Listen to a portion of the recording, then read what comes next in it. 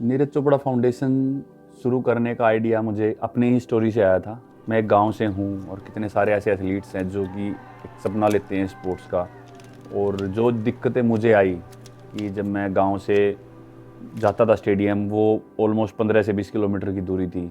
और फिर वहाँ से ग्राउंड तक जाना, फिर वापस आना, डाइट का, रिकवरी का, हर चीज़ में मुझे लगता है कि अगर वो चीज़ें उस टाइम पे मुझे कोई बताने वाला होता तो शायद और अच्छी हो सकती थी। इंडियन स्पोर्ट्स में किस तरीके से नीरज चोपड़ा फाउंडेशन हेल्प कर सकती है। जैसे ग्राउंड्स हैं, मैं चाहता हूँ कि मुझे इतनी दूर जाना पड़ता था, इतना ज़्यादा डिस्टेंस था।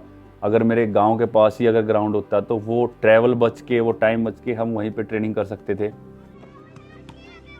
तो बहुत सारे बच्चों को ऐसे परमिशन भी नहीं मिल पाती है। तो मैं चाहता हूँ कि इंडिया में ज़्यादा से ज़्यादा स्टेडियम्स हों और नीरज चोपड़ा फाउंडेशन कहीं भी उस चीज़ में हेल्प कर पाई तो वो हमेशा उसमें आगे रहेंगे हम। मुझे लगता है यंग एथलीट को सबसे ज़्यादा तो सफ़र करना पड़ता है कि उनको जब अपग्रेड करना है, कि हाँ, जब वो ट्रेनिंग कर रहे थे स्टेडियम में, किसी भी ग्राउंड में, और वो काफ़ी अच्छे लेवल पे पहुंच गए हैं और उनका टाइम आ गया कि शायद उनको कोच चेंज करना चाहिए या जगह दूसरी पे जाना चाहिए। वो डिसीजन लेना काफ़ी मुश्किल होता है क्योंकि वो चाहते हैं कि उनके लिए एक वो कंफर्ट जोन बन जाता है कि हम यहाँ पे ठीक हैं, इस कोच के साथ ठीक है, यहाँ इस जगह पे ही ठीक है। लेकिन हमको आगे बढ़ना पड़ता है। तो उस चीज़ में नीरज चोपड़ा फाउंडेशन हेल्प करेगी कि किस तरीके से उस बच्चे के लिए क्या चीज़ और कौन सी जगह ठीक रहेगी।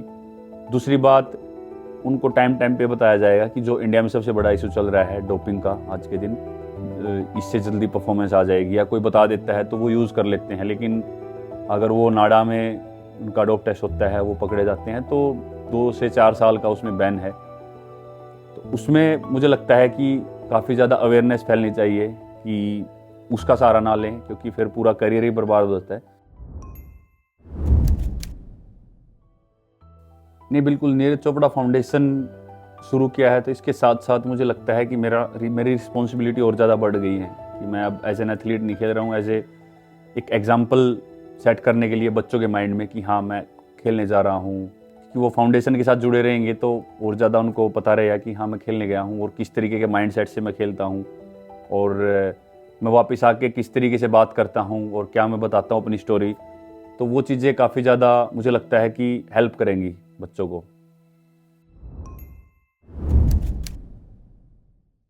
नीरज चोपड़ा फाउंडेशन के थ्रू जैसे कि मेरी जर्नी रही है, और जब हम बात करते थे, जब मैं छोटा था, जूनियर था, तो हमारी यही बातें होती थी कि यूरोपियन एथलीट्स इतने स्ट्रॉन्ग हैं, यूएस के एथलीट इतने स्ट्रॉन्ग हैं और उनके बीच में कम्पीट करना बहुत ज़्यादा टफ है। वो बिल्कुल है, लेकिन मैं ये कहना चाहता हूँ कि हम इंडियन भी किसी से कम नहीं हैं, क्योंकि मेरी स्टोरी एक गांव से शुरू हुई है और मैं यहाँ से लेके मैं वर्ल्ड और ओलंपिक चैंपियंस के बीच में खेला हूँ।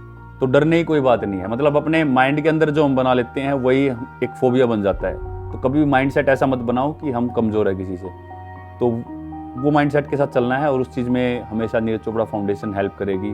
और मैं अपनी स्टोरी उनके साथ शेयर करूँगा ताकि उनका माइंडसेट है जो वो स्ट्रॉन्ग बन सके और उनके करियर में हेल्प मिले।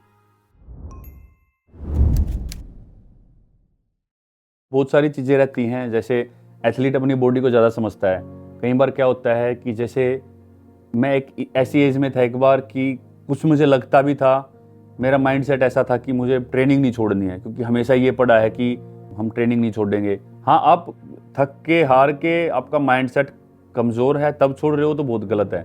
लेकिन जेन्युइन रीज़न है, आपको कहीं ना कहीं लग रहा है कि मुझे इंजरी हो सकती है, तो कोच के साथ ऐसा रिलेशन होना चाहिए कि आप उनको अच्छे तरीके से बता सको और कोच उसको सुन के उसी तरीके से आपको रिएक्ट कर सके। ऐसा ना हो कि वो गुस्सा हो जाए कि आप ट्रेनिंग छोड़ने के चक्कर में बोल रहे हो।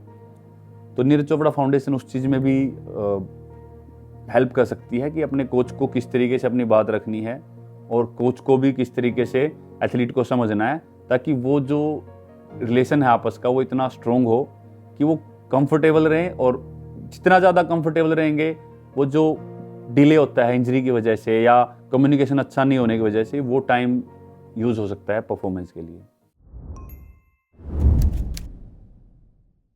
जैसे मैं बिलीव करता हूँ चीज़ों पे, वैसे ही काम करेगी जो फाउंडेशन की टीम है। तो मुझे लगता है कि मैं हूँ नहीं हूँ, फिर भी जो टीम है वो उस तरीके से ही काम करेगी और बच्चों को वही चीज़ प्रॉपर उस तरीके से मिलेगी जो मैं चाहता हूँ।